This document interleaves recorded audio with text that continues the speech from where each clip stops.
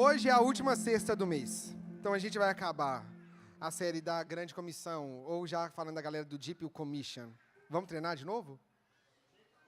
Commission, gente. Eu falei uma palavra, oh meu Deus do céu, semana que vem vai ser só Jesus na causa. Deus defenderá.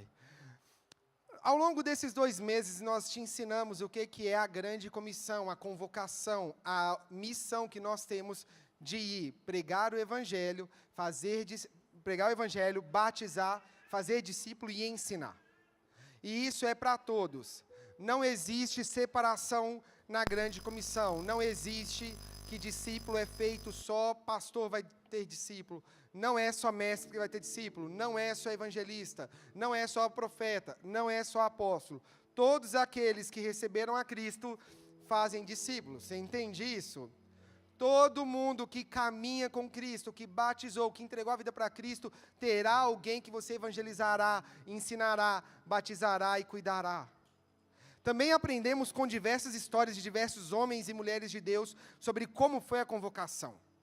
Entendemos como foi Moisés, que o cenário caótico não determinou o fim da história. Ele pode foi obrigado a ter que ser deixado pela mãe, cresceu numa cultura estrangeira, assassinou, fugiu, cresceu longe, mas Deus alcançou ele e tinha um chamado para ele.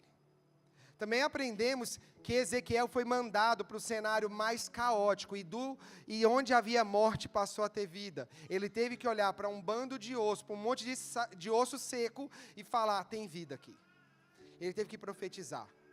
Também vimos, por exemplo, como foi o chamado de Isaías, que ele olhou para o Senhor e ele diz, eu vi o Senhor no alto sublime trono, e logo em seguida ele fala, agora eu estou perdido, porque eu sou pecador, eu sou impuro, e o Senhor purifica e o envia, e aprendemos também que você tem que ficar atento, que nem sempre o seu chamado vai ser para falar coisa boa, porque o chamado dele foi para anunciar o tempo de juízo para o povo de Israel, eles iam ser levados presos, iam ser destruídos, e foi esse o discurso de Isaías. Mas foi o mesmo profeta que os teólogos vão dizer como profeta messiânico. São as maiores citações do Antigo Testamento sobre Jesus. Então, aquele mesmo que anunciou coisas muito difíceis, também anunciou a vinda de esperança, de salvação e de uma nova história. Então, nós entendemos um monte de coisa. E hoje eu queria ler com você Atos 1, versículo 8. Abra aí comigo em Atos 1, 8.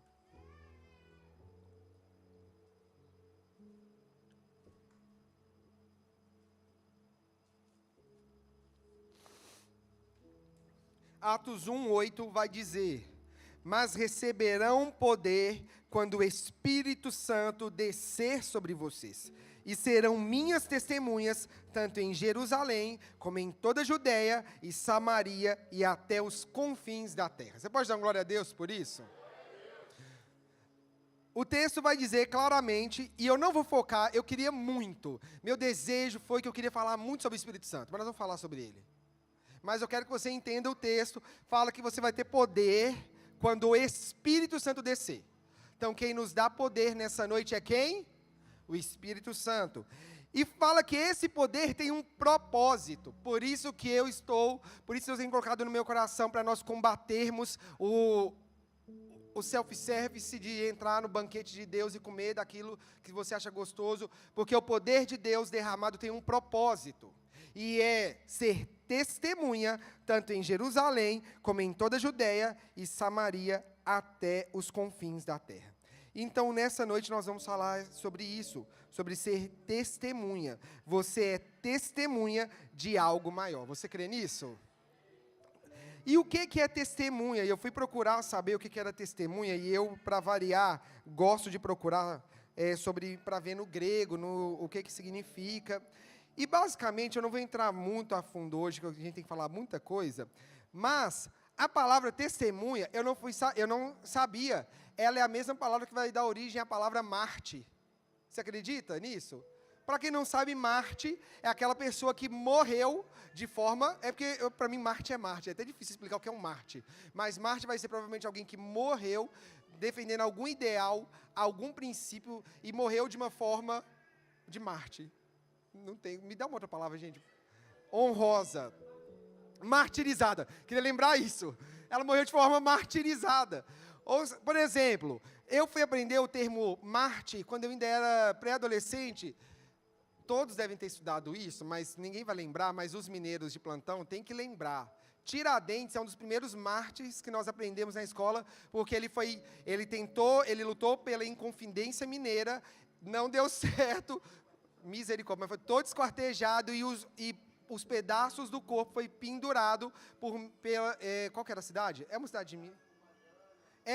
Mariana, Ouro Preto, por aquela região, dizendo que o quê? É isso que acontece com quem quer ir contra o governo. Ele foi um Marte. Então, Marte, com o tempo, passou a significar essa pessoa que morre por um ideal, morre martirizada, mas, na verdade, a palavra Marte quer dizer testemunha.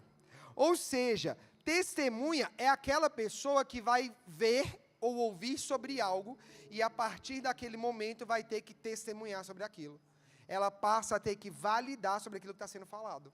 Concorda comigo? Gente, Priscila ama ver série de investigação, né? Ela pediu para parar de falar que ela vê as coisas, que ela é doida. Eu vou parar. Mas ela ama ver as coisas. E teve uma série que eu gostei muito, Acima de Qualquer Suspeita. E era um advogado que teria que se defender, que ele foi acusado de assassinato. E ele segundo ele, não tinha assassinado. E a função da testemunha, quando ela é chamada pela acusação ou pela defesa, ou é para corroborar aquilo que está sendo dito, ou é para desmentir aquilo que está sendo dito. Concorda comigo? Teve um assassinato. Então, olha, eu estou chamando esse fulano para ele falar. Não, eu vi que realmente aquele cara fez isso.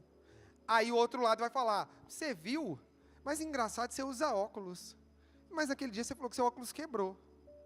E estava de noite, você tem problema de ver à noite. Então, será que você não viu errado? Já trouxe dúvida, já está desqualificado aquele testemunho. Concorda comigo?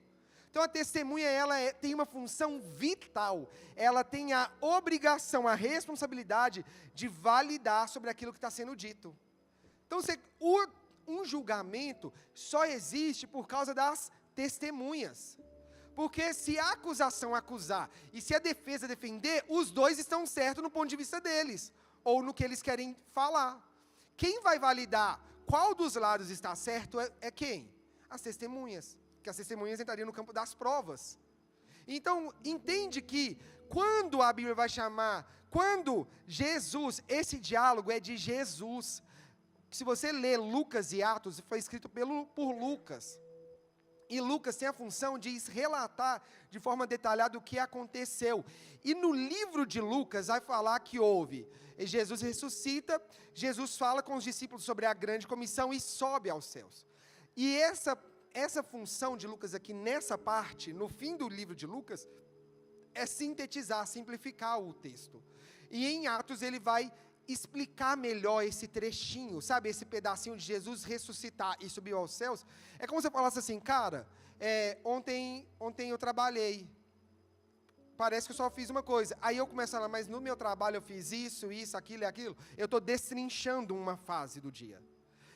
Enquanto Lucas, no capítulo 24, vai dizer que Jesus ressuscitou, comissionou e subiu, no livro 1, Lucas fala, agora eu passo a explicar esse momento da ressurreição. E fala que Jesus fica durante 40 dias, tendo diversas aparições aos discípulos e provando que ele estava vivo. E faz sentido. Era no mínimo estranho saber que Jesus tinha ressuscitado.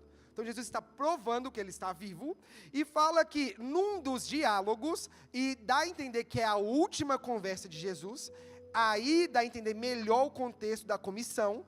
Ele vai dizer que o quê? Vocês vão receber poder do alto, e vocês vão ser espalhados para Judeia, Samaria, até os confins da terra, e vocês vão ter uma função, vocês vão precisar testemunhar aquilo que vocês ouviram. Os discípulos andaram com Jesus, eles seriam os primeiros a ter que construir o que seria a igreja no futuro, porque eles é quem estavam com Jesus, não tinha outras pessoas. Se os 12 não tivessem continuado, a gente ia falar sobre o que hoje? A gente ia ter o quê? Se não fossem eles testemunhando, seria o que daqui para frente? Porque não é de espantar, quando você lê o livro de Atos, você vai ver que já no início da igreja tem confusão. Juntou 2 ou 3, onde 2 ou 3 estiver reunido, o Senhor está no meio para separar a briga, para separar a confusão. Porque quando o irmão não é tratado, ele dá lugar para a carne, né? Dá lugar para a obra da carne. E fala que vai ter discussão teológica, se tinha que circuncidar ou não, se podia comer carne ou não. Pedro vai dizer que ele não queria se envolver com os gentios, e Deus fala, não contamine, não amaldiçoe o que eu santifiquei. E Deus está falando para Pedro, para de show, vai ganhar os gentios. Porque para os judeus era só judeu. Bastava eles serem salvos, está de boa. Então você entende comigo que já está rolando tudo? E as testemunhas tinham a função de corroborar os fatos. Falar, isso é verdade. Até porque quando tudo acontecia, tinha que perguntar para eles. O que está acontecendo? Se reuniam nas assembleias. Então você entendeu comigo por que realmente a melhor definição que os discípulos receberam é de testemunha. Não tem um nome melhor para dizer que nós somos. Eu sei que Deus vai me chamar de sacerdote, de geração eleita, eu sei que Deus vai me chamar de diversos nomes, a nossa identidade como filho de Deus, ela é rica. Deus tem diversas características em nós. Até porque se nós somos imagem dele, as características dele estão em nós. Mas Deus vai dizer para os discípulos que eles são o quê? Testemunhas. Então nós vamos entender melhor esse conceito de testemunha, amém?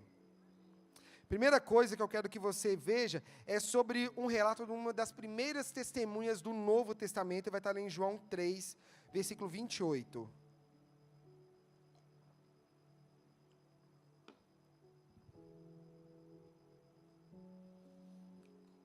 João 3, 28. É um relato, é uma das primeiras vezes que a palavra testemunha vai aparecer aqui no Novo Testamento, olhando de forma cronológica, ok?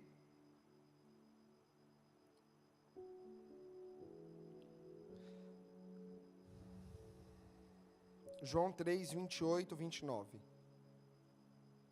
28, 29, 30, 31, 32.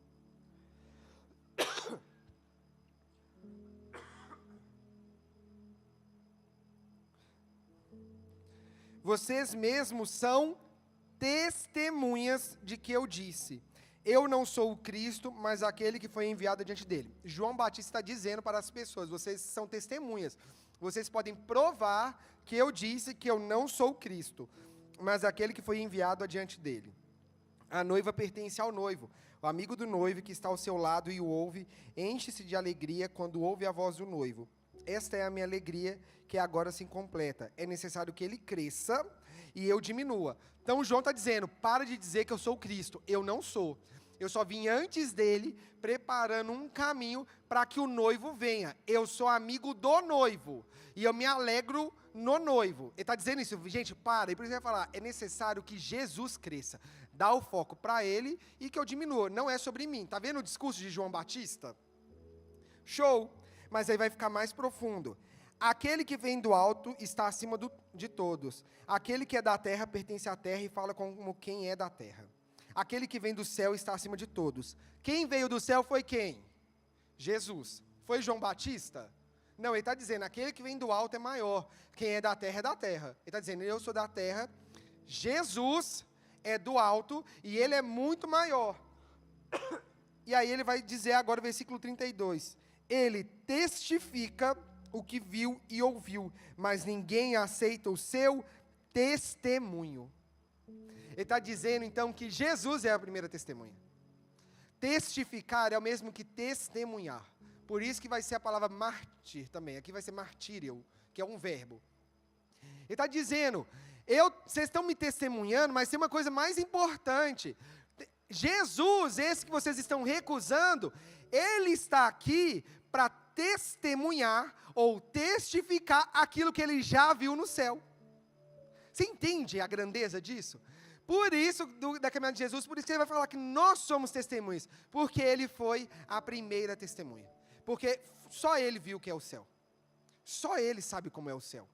Só ele sabe a grandeza de Deus em todos os aspectos, porque ele é Deus. Só ele pode falar o que só ele viu.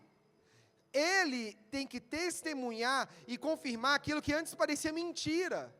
Antes parecia mentira que ia vir o Messias, ele fala, é verdade, eu estou aqui. Está vendo como que Jesus ele é importante, ou mais importante, ele é a causa disso tudo? E por que nós somos testemunhas? Ele foi a primeira testemunha. Ele está dizendo, eu estou aqui testificando e testemunhando, mas infelizmente nem todos aceitam o testemunho. Aquele que aceita o testemunho, versículo 33, dele reconhece que Deus é verdadeiro. O testemunho dele, então, faz todo mundo acreditar que quem é verdadeiro? Deus. Pois aquele que Deus enviou fala as palavras de Deus, porque ele dá o Espírito sem limitações. De novo, a ação do Espírito Santo. O Espírito, mais uma vez, está capacitando para que testemunhe aquilo que é do céu. É o Espírito que vai nos dar poder e vai nos fazer testemunhar o que é do céu. Porque a Bíblia vai dizer que as coisas espirituais se discernem no Espírito. O que é do céu, só quem vem do céu pode nos falar. Aquilo que não é terreno, não é a terra que explica. Aquilo que Deus quer falar, o Espírito dele vai falar. E ele vai nos testificar e vai colocar no nosso coração o que é verdadeiro, para que a partir daquele momento nós testifiquemos o que nós ouvimos de verdade. E continuando, versículo 35. O Pai ama o Filho e entregou tudo nas mãos dele. Quem crê no Filho tem a vida eterna. Já quem rejeita o Filho não verá a vida, mas a ira de Deus permanece sobre ele. Você pode dar uma glória a Deus, então, pelo chamado, pela missão de Jesus na terra? E eu queria te falar, então, algumas coisas sobre quem é testemunha. Já que a gente entendeu que a testemunha vai validar o que é fato, a primeira coisa que eu quero que você entenda é que a testemunha fala do que viu. Se você não vê, você não pode falar, concorda comigo? Concorda, gente? Como que eu vou falar do que eu não vejo? Como que eu vou dizer que é verdade o que eu não vi? Como eu vou dizer que é verdade que está chovendo lá fora se eu não estiver lá fora para ver se está chovendo? Como eu vou dizer se no meu trabalho alguém fez algo de errado se eu não vi? Fica a dica, para de intrometer onde você não tem certeza. Às vezes você enfia num monte de fofoca, num monte de confusão no trabalho, que você vai dar uma opinião que você não viu. Testemunha fala do que? Viu. Se você não viu, você não testemunha. E a Bíblia vai falar sobre isso. Lucas 2, versículo 29. Lucas 2, 29.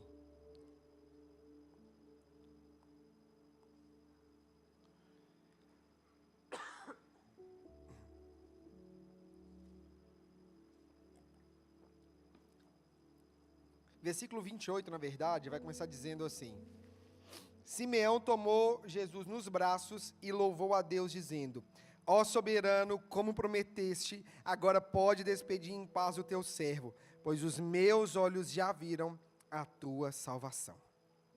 Imagina para Simeão carregar Jesus e apresentar ele no templo e falar: Pai, você já pode me levar porque agora eu vi a salvação. Ele pode testemunhar, ele pode falar: de fato Jesus nasceu porque fui eu que carreguei Jesus no braço. Você tem noção de como que isso deve ser maravilhoso? Imagina o homem falar: pode me matar, já acabou, já não tem mais nada para fazer. Deus, o que eu já tinha que ver, eu já vi. Testemunha fala do que viu. Segundo ponto, testemunha também vai falar do que ouviu. Talvez você não viu presencialmente, mas você ouviu. Por exemplo, voltando para o tribunal. Olha, eu não estava lá no quarto não, mas o quarto do lado eu ouvi a briga. Eu não estava na rua. Isso eu tenho já duas experiências, uma em Portugal e uma no Brasil. Violência doméstica. É um assunto que eu não gosto nem de pensar, que eu tenho que orar muito para ficar crente nesse aspecto. Mas lá no Brasil, uma vez eu era adolescente e vizinho assim, do outro lado da rua, comecei a ouvir briga. E, gente, briga, pelo menos no meu bairro era a coisa mais normal do mundo, sabe? Briga, todo mundo briga. Domingo, depois que todo mundo bebeu bastante e encheu a cara, o que vai sobrar? Qual que é o último estágio da bebida? Briga. Primeiro vai ter a melancolia, o drama, a nostalgia, a insônia, a sonolência. E no último estágio, se você sobreviver, vai ter o quê? Briga. Que aí você vai ressuscitar as brigas. Só comecei a ouvir briga, beleza, briga, já não gosto, mas toquei alerta. Do nada eu comecei a ouvir a mulher gritando. E a mulher começou a gritar como se o homem estivesse batendo nela. E eu vim de um lar que, graças a Deus, meu pai... Gente, minha família tem muito defeito. Mas meu pai sempre dizia: homem não põe a mão em mulher. Meu pai sempre falou isso comigo: homem não põe a mão em mulher. Se vocês baterem na irmã de vocês, eu vou bater em você. E eu tinha medo. Meu pai não ia apanhar dele, não era bobo. Então eu liguei para a polícia. Eu estava lá vendo a briga? Não estava, eu não fui bobo de ir lá, né? Burro eu não ia ser. E liguei por acaso para a polícia. Aí eu falei: tá tendo uma briga muito séria, não sei o quê. O barulho é de quebradeira, tá quebrando tudo. A mulher: você viu? Não, então eu não vou. Santo Deus, me dá paciência no dia de hoje. Comecei a orar. Falei, é o seguinte, eu perdi a paciência com a policial. O tempo deu ser preso. Falei, é o seguinte, se a senhora não quiser vir aqui para ver a briga, você vem aqui para buscar o corpo, porque a mulher vai morrer. E aí você dorme com a culpa, já que você não quer vir, você vem cá buscar o corpo dela daqui a pouco. E a polícia não foi. Porque eu fiquei lá fiscalizando, né? Eu fiquei vigiando. E aqui em Portugal, uma vez saí com minha esposa, com minha irmã, com meu cunhado, a gente foi passear e eu comecei a ouvir uma briga. E essa foi, para mim, me assustou muito mais, que eu ouvi muito grito e do nada uma pancada e um silêncio. Parecia que bateu e caiu. Liguei para a polícia. Aqui foi mais legal, o policial mandou eu descobrir qual era o apartamento para ele então ir. Gente, sei sim, mas foi verdade. Verdade. Ele mandou eu ir lá perguntar se estava acontecendo alguma coisa, qual era o apartamento. Falei, policial, você tá? Eu falei, você está falando sério? Tô. Falei, você quer que eu bato de porta em porta perguntando, oi, foi você que agrediu a sua esposa? Vim aqui fazer uma entrevista. Testemunha, às vezes você não vai falar do que você viu, mas do que você ouviu. Até porque nenhum de nós vimos o Senhor pessoalmente. Você viu Jesus pessoalmente? Você estava lá? Lá na Galileia? Você estava no mar da Galileia?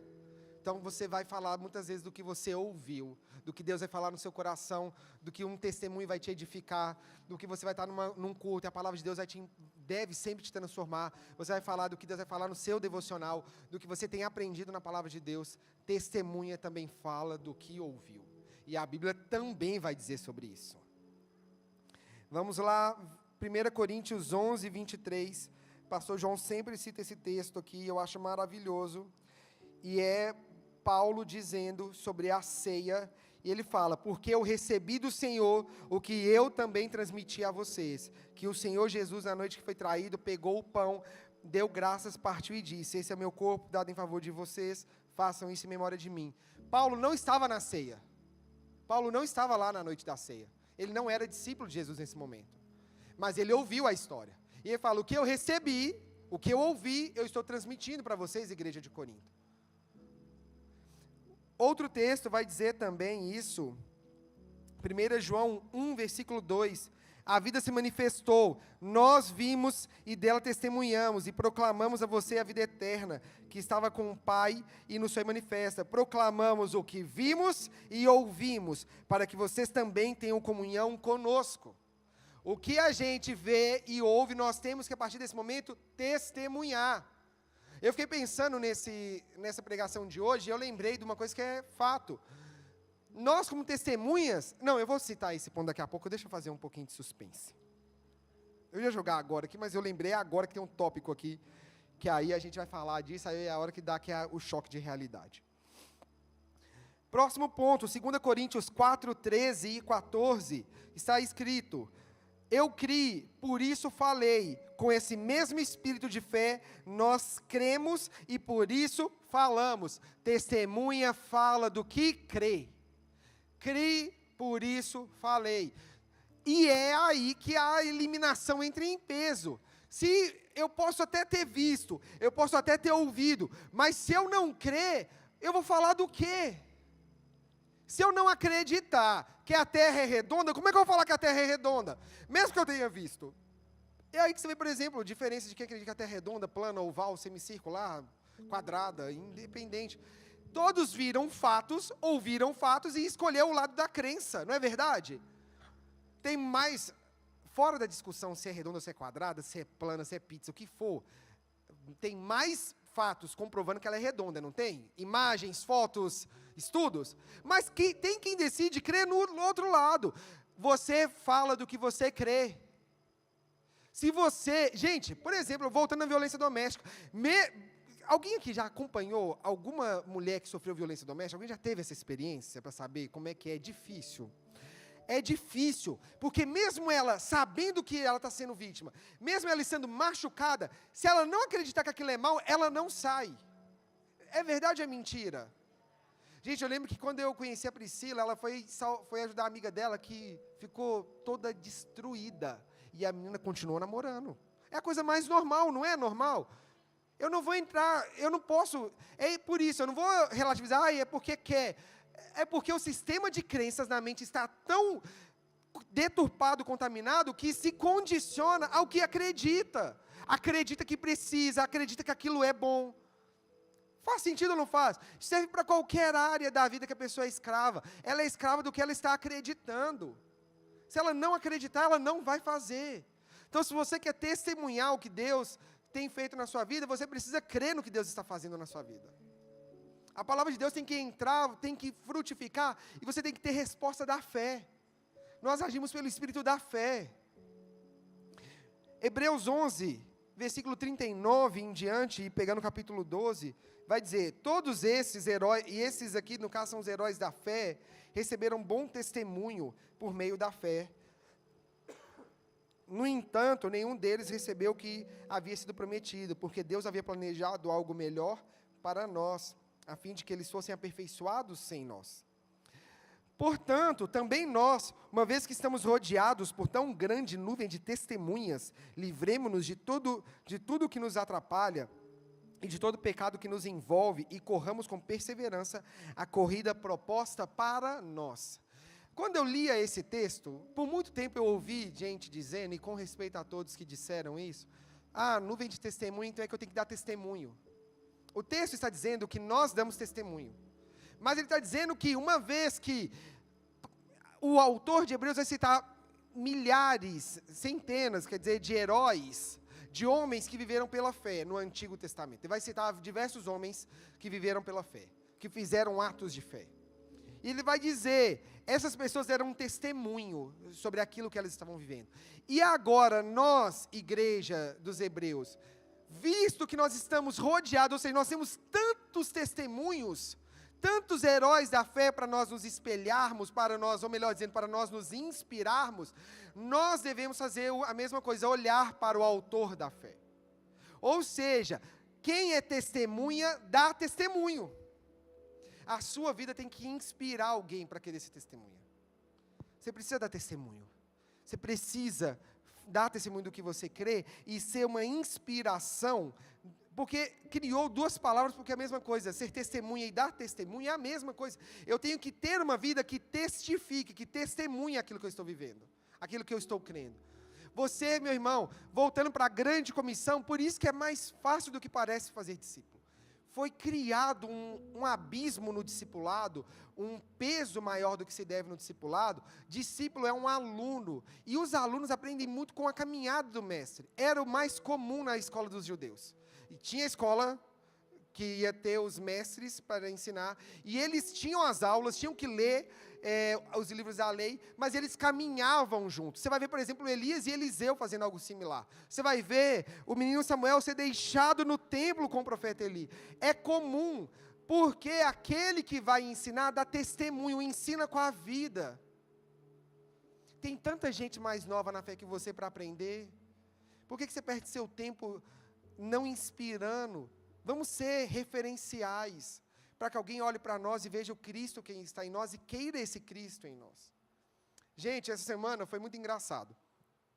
Eu fui levar um cliente lá na AIMA de Mafra, um cliente de Bangladesh, e aí eu pensei, eu tenho meu primeiro desafio, porque era a primeira vez que eu estava levando o cliente, eu dirigindo, e fui levar ele, e eu não gosto de ficar num carro calado, tipo, eu quero que o cliente sinta-se muito à vontade comigo, sabe? Eu não quero que crie esse abismo, parecer que eu sou a trindade e ele é o pecador clamando por misericórdia. Não faz sentido isso na minha cabeça.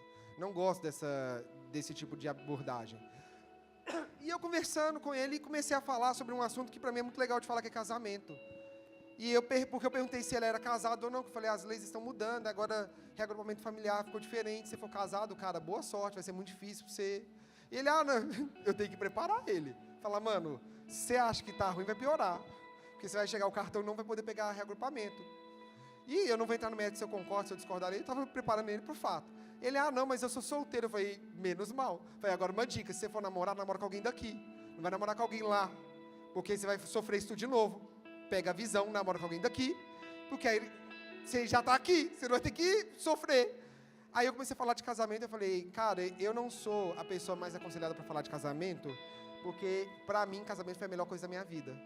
Eu não vou dizer que casamento é ruim. Falei com ele, você não vai ouvir de mim que casamento é ruim, ou que... Eu falei, eu sei dos desafios, tive muita guerra no início do meu casamento, principalmente. Falei com ele, mas a melhor escolha foi eu ser casado. Eu estou dando testemunho de algo que eu vivo. Porque, gente, não vou dizer que casamento não me estressa. Tem hora que dá vontade de mandar sumir. Não dá vontade os casados? Confessa, gente. Não me deixa passar vergonha sozinho, não. Deixa de ser falso. Ou todo dia você acorda amando falando, ai, fique mais perto de mim. Tá bom, eu acredito vocês mentindo, tá? Eu sei que tem casal que é mais calmo, casal que é mais bravo. Mas tem o dia que a esposa consegue alcançar o coração do marido e tocar lá. E te fazer assim, ó. Não sabe o que dizer. Vai ter o dia que o marido, nós quase nunca fazemos isso, porque nós somos incríveis. Eu sou incrível, vou testemunhar o que eu vivo. Eu testemunho o que eu vivo. Eu sou incrível. É por isso que eu estou aproveitando. Mas vai ter o dia que o marido, uma vez a cada 3 anos, ano bissexto, uma vez a cada 4 anos, que vai irritar a esposa e ela vai falar, eu acho melhor você ficar calado e sair de perto de mim. Se ela estiver crente para falar deste jeito, porque dependendo, ela não vai nem estar crente a esse ponto. Ela manda você calar a boca e falar, some daqui. Isso nunca acontece. Posso ouvir um amém? Profetiza, gente. O passado não define o futuro. Mas você vai testemunhar aquilo que você vive. E é isso, você vai testemunhar detalhes da sua vida. Cara, nossa, Deus está fazendo uma coisa na minha vida inédita e isso está sendo tão bom. Testemunha o que você está vivendo. Dá testemunho do que Deus está fazendo na sua vida. Dá testemunho do que Deus está movendo em você. Pega o que Deus está fazendo e dá protagonismo a Deus. Entende? Dar testemunho é dar protagonismo a Deus. Deus me deu uma bênção essa semana e eu chamei meu chefe para contar. E eu falei com ele, doutor, vem cá. Assim que eu chamei ele, que eu queria contar muito para ele, eu falei, eu quero te mostrar um milagre que Deus me deu. Tá vendo que legal? Eu dei protagonismo para Deus. O que Deus me deu não é o mais importante. O mais importante é quem me deu. Eu quero que ele saiba que não foi aquilo que eu ganhei, o que Deus é. Deus é muito além. Aquilo é só um sinal do amor de Deus. Dá testemunho em nome de Jesus, porque tem alguém para ser avivado e edificado pelo seu testemunho. Sai em nome de Jesus dessa miséria que você está vivendo de escravidão, de achar que você não tem nada para oferecer, e vai viver o que Deus quer que você viva, que você vai ter algo para oferecer. Sua vida pode ser horrível, mas se Deus estiver nela, já tem uma coisa boa. Deixa o resto horrível para lá. Já que você não consegue ver nada de bom, pelo menos vê que Deus está nela. E fala, Deus está na minha vida, está um caos, está tudo dando errado, eu quero matar um, eu quero morrer, eu quero fazer não sei o quê, mas Deus está aqui. E aí você dá testemunho, pelo menos para quem está ruim igual você, fala, ó, estamos juntos. Aí você dá o testemunho completo, que você ora pelo menos. Que você entrega para Deus. Não dá o testemunho só que você tem a vida toda ruim, que você gosta, você fala, cara, mas eu... Porque, gente, vai ter fase ruim para todo mundo, não vai? Falei, essa semana, o Lucas está lá em casa, está me edificando a fé. De várias formas. Mentira, tranquilo, há dias. O que eu ia falar? Até perdi, que eu lembrei de tanta coisa que eu ia fazer essa semana. Me perdi o que eu ia dizer. Daqui a pouco eu lembro. Ah, lembrei. Eu falei com ele, cara, essa semana está começando a acalmar as coisas. Aí ontem veio uma má notícia, eu falei, por que eu abri a minha boca? Abriu a agenda no inferno. Na hora que eu falei, tá tranquilo, Satanás, espera aí. Achei um horário na agenda para ir ali perturbar o Rafael rapidinho, já volto. Vai ter dia ruim, não vai, gente? Mas Deus está no dia ruim. E Ele está promovendo escape. E Deus quem promove escape. Deus é o mesmo Deus que vai te dar a tranquilidade, vai te dar a guerra. Mas o Deus da abundância, o Deus da escassez, o Deus da guerra, o Deus da paz é o mesmo Deus. E para cada fase Ele tem a resposta. E por último, pode se colocar de pé no seu lugar? Porque o último é mais pesado. O último é mais pesado, porque você vai ficar de pé, para você cair, você já segura o irmão do lado. Se eu acabasse aqui, a palavra estava bonita, não estava? Tava chique. Fala comigo a verdade, tá uma palavra inspiradora, não tá? Tá uma palavra boa assim, cara, 5 chaves. Tá tipo palavra de autoajuda, não tá uma palavra legal? Tá bem, grava isso, tá? Não, grava assim no seu coração. Atos 7:54 fala assim: ouvindo isso, ficaram furiosos e rangeram os dentes. Estevão, porém, cheio do Espírito Santo de novo, levantou os olhos para o céu e viu a glória de Deus e Jesus em pé à direita de Deus. Então disse: vejo os céus abertos e o Filho do Homem em pé à direita de Deus. Eles, porém, taparam os ouvidos e, dando fortes gritos, lançaram-se todos juntos contra Estevão, arrastaram-no para fora da cidade e começaram a apedrejá-lo. Sabe o que aconteceu aqui? Atos 6 vai contar lá no finalzinho que os mestres da lei, os fariseus, estavam muito irritados com Estevão, com a ação que Deus estava fazendo através de Estevão. A igreja estava avançando muito rápido, gente. Deus estava fazendo tudo muito célere. E fala que eles decidiram levantar homens que iam dar falso testemunho de quem era Estevão. Homens que iam falar coisas que Estevão não disse, para contradizer a lei, para que ele fosse julgado e morto. Está entendendo então que já foi armada uma situação e o poder da testemunha? Pessoas mentiram sobre Estevão e levou ele para o julgamento. Diante do julgamento, que você foi injustiçado, você tem duas escolhas: se defender ou tacar álcool no fogo. Concorda comigo? Estevão escolhe qual opção? Tacou o galão inteiro de gasolina no fogo. Ele pega e decide testemunhar tudo que Deus faz. Eu li o versículo 54 até o 53, é o discurso de Estevão, um dos discursos mais lindos de um dos mártires. Ele é considerado o primeiro mártir dos discípulos, porque quando ele foi colocado diante dos mestres da lei e dos fariseus, ao invés dele se defender, ele decide falar: é verdade, Deus é muito além do que vocês estão acreditando. Deus está muito além da lei, mestres da lei. Ele decide falar: eu poderia estar aqui me defendendo, mas eu vou te falar o que Deus fez lá em Gênesis. O que quer dizer lá em Gênesis? Ele vai percorrendo a história de Deus de Gênesis até chegar à história da igreja. Um homem extremamente inteligente. E naquele momento ele fala, no versículo 54, que aí quando fala que todo mundo o versículo 53 ele vai dizer: vocês que receberam a lei por intermédio de anjos, mas não lhe obedeceram. E no fim ele acusa, fala: vocês, mestres da lei, vocês se recusaram o que a própria lei quer dizer. E fala que então eles ficaram furiosos por isso. Ficaram irados em falar: quem que é esse homem que está vindo aqui dizer isso? Quem pensa que ele é, que acha que ele é mais inteligente que sou eu, que sou mestre da lei? E daí fala que ele, cheio do Espírito Santo, levantou os olhos e viu Jesus à direita do Pai. E fala que isso deixou eles transtornados e arrastaram ele pela cidade até matar ele apedrejado. Eu queria te terminar dizendo, porque eu não quero preparar testemunhas falsas. E não quero que sejam testemunhas fracas. Testemunha é testemunha até a morte. Se for para defender a verdade, defende até a morte. Porque o seu falso testemunho pode destruir alguém. Se você não tiver coragem de testemunhar o que Deus fez, talvez a outra pessoa pode estar fadada à morte. Porque você não testemunhou o que Deus fez. Se for para testemunhar, testemunha até a morte. Porque vai chegar o tempo da perseguição. Você está desfrutando do privilégio de não ser perseguido. Mas vai chegar o dia da perseguição. E quando você for perseguido, você vai testemunhar até a morte, você vai negar o testemunho para ganhar alguns dias de vida.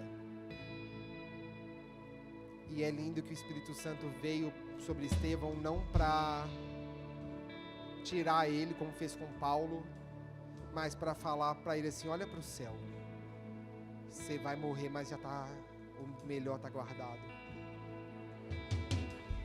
O Espírito Santo, a última ação de poder do Espírito Santo na vida de Estevão não foi tirar ele da dor, foi falar: você vai morrer, você vai dar testemunho, mas não é o seu fim, Estevão.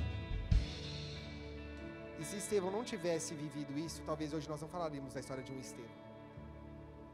E por isso que a gente tem que ser testemunha até a morte. Às vezes a nossa morte fala muito mais que a nossa vida. Se for para dar testemunho, dê até a morte.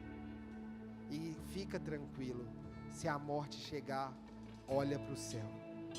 Jesus está lá, Jesus está lá.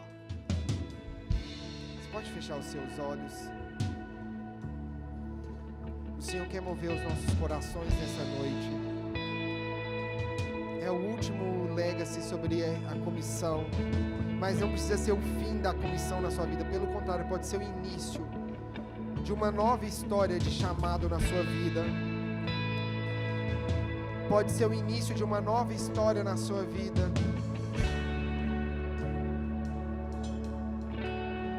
Deixa Deus mover o seu coração e despertar o chamado no seu coração. E desentulhar o chamado.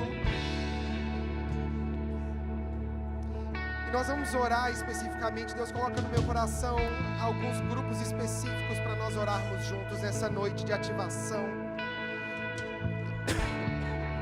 E à medida que eu vou falando sobre esses grupos de pessoas, se você se identificar, você vai vir até aqui à frente, porque alguém vai orar por você, para você vencer nessa noite. O primeiro grupo que eu quero que venha aqui à frente é quem tem um chamado enterrado. Por algum motivo você enterrou o seu chamado. Por alguma coisa você entulhou ele. Você viveu alguma coisa e entulhou ele, enterrou ele. Cavou a sepultura e jogou o chamado lá dentro da cova e enterrou esse chamado.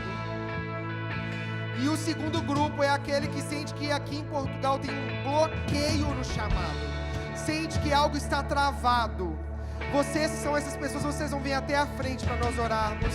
Você que entulhou, enterrou o seu chamado, e você que está bloqueado, você que fala, não está rompendo, está travado, você também vai sair daí do seu lugar, porque se você quer ser testemunha, o Senhor vai testemunhar. E o terceiro grupo é aquele que fala, eu quero ser cheio do Espírito Santo.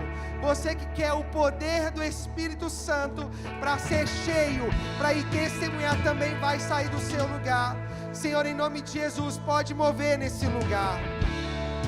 Pode mover nesse lugar, Espírito Santo. Vai ter desbloqueio nessa noite. Você que sente que está vazio e precisa de ser cheio do Espírito Santo, cheio do poder para testemunhar, você tem a chance nessa noite para ser cheio. Você que já serviu ao Senhor e matou o chamado, ou alguém matou ele, ou você que está falando, travou, que eu não faço mais, eu não sei, mas eu estou frio. Você que acha que está frio na fé, que fala, eu estou frio, é noite de destravar.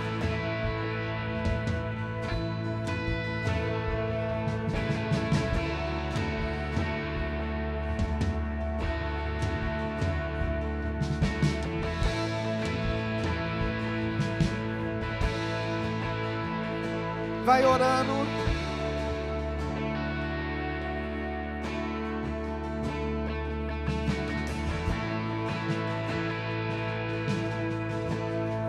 E tem pessoa duvidando nessa noite. Tem pessoa duvidando nessa noite, falando, Deus não vai fazer. Será que Ele pode fazer?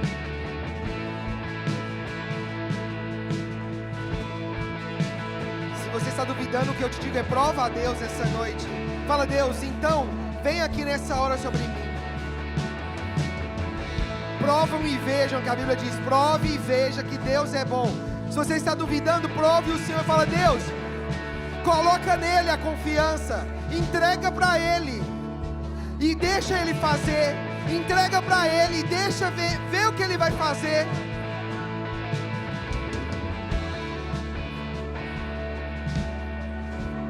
Abre mão da dúvida e entrega, e Ele fala, Deus, pode fazer o que o Senhor quiser fazer.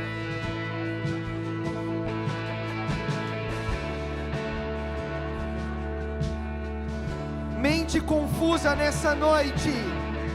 Mente confusa nessa noite.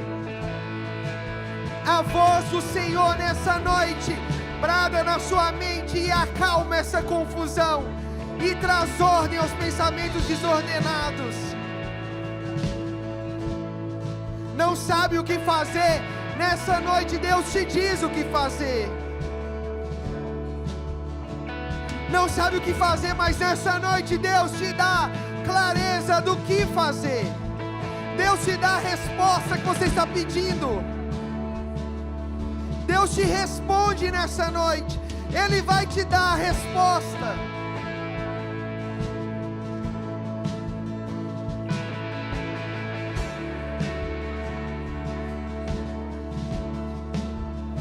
Se Deus estiver movendo o seu coração para dar um passo de fé, dá um passo de fé nessa noite. Se Deus está movendo o seu coração, não tenha medo. Seja cheio de coragem nessa noite.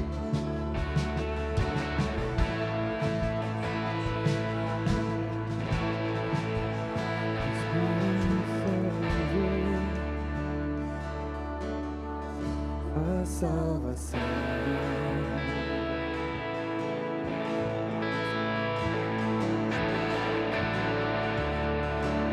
esperança da terra, e eu não sou mais meu, eu não sou mais meu. Cristo, tu és a minha porção,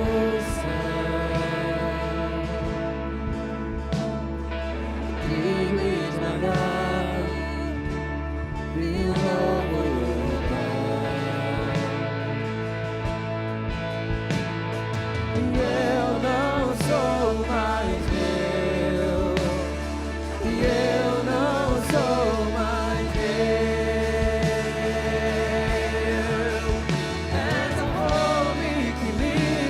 Cantar, és a sede que me faz beber, és o nome que escuta ao deitar, e o olhar que veio ao amanhecer. Essa é minha promessa, eu gastarei minha vida pra te coroar. Esse é o meu anseio, esse é o meu anseio, meu amor por ti, e não será segredo. Essa é minha promessa.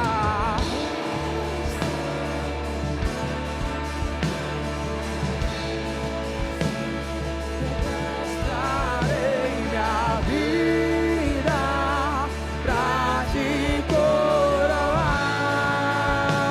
Esse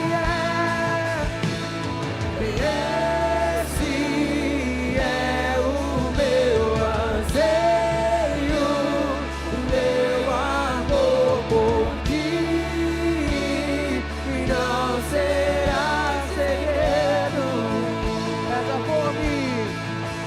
Essa fome que me faz cantar, essa sede que me faz beber, és o nome que escuta ao deitar, e o olhar que vejo ao amanhecer.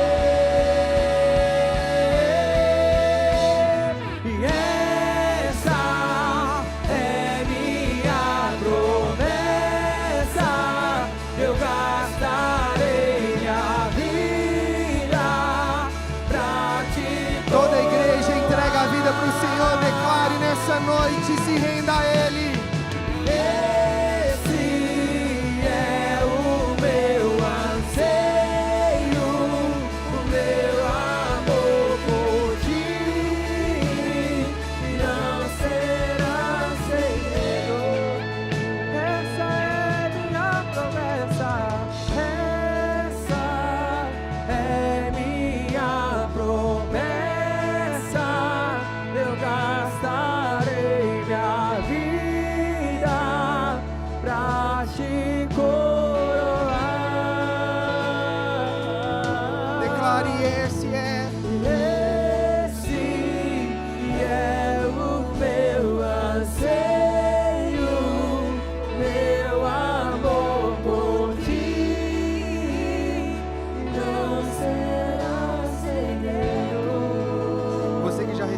coração e quiser, pode voltar para o seu lugar. E eu quero fazer uma última oração, e essa é a mais importante. Espírito Santo, move nesse lugar, continua movendo.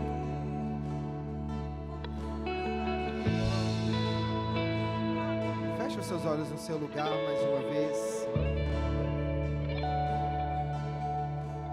E você vai se examinar nessa noite, você vai se analisar nessa noite.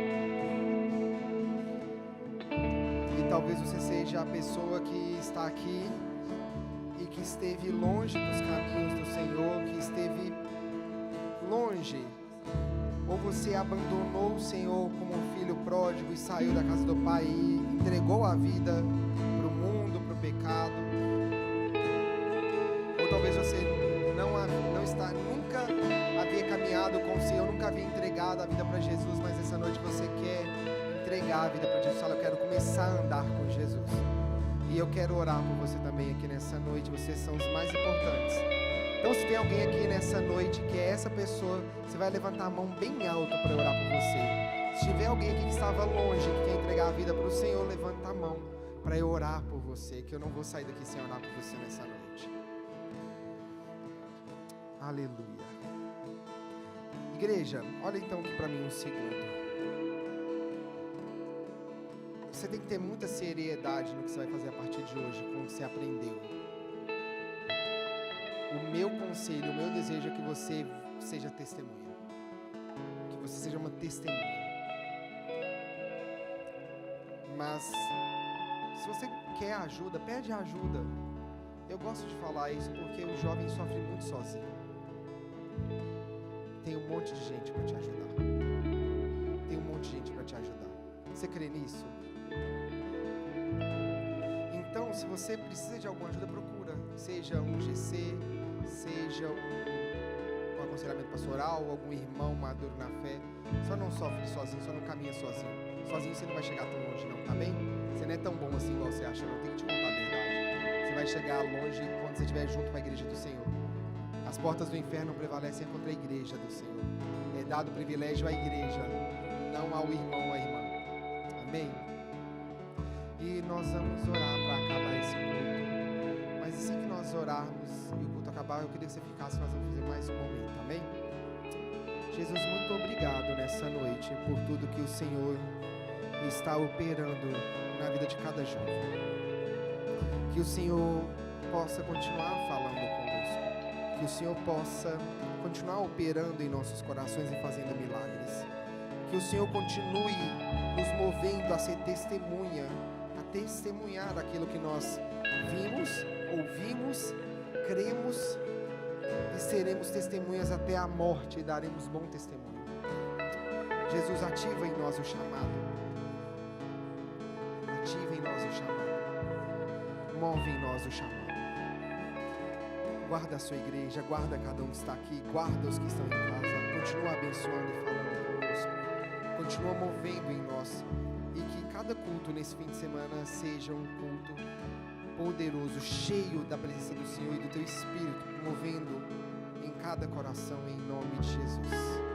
Você que está de casa, que o Senhor te abençoe, que o Senhor fale contigo. Eu te espero aqui em um dos nossos cultos, em nome de Jesus. Deus te abençoe. Nós vamos fazer uma coisa um pouco diferente para quem quiser, e eu preciso da ajuda dos líderes e co-líderes de GC, auxiliando uns aos outros. Deus colocou algo no nosso coração, e os líderes vão estar posicionados aqui à frente, e talvez existam pessoas aqui que querem um pedido de oração. Fala, eu queria que você orasse especificamente por algo por mim. E eu queria que você, a casa de Deus é chamada de casa de oração, e não é à toa. Nós devemos orar uns pelos outros. Você crê nisso?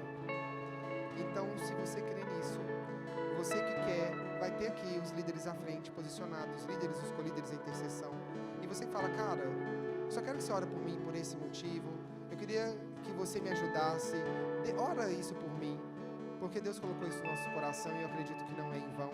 E você está à vontade para fazer isso. Você crê nisso, igreja? Os líderes e os co-líderes me ajudam nesse momento. Você sabe orar, você tem boca, sabe impor mão. E não deixa de ir embora. Deus colocou no seu coração isso em nome de Jesus. Amém?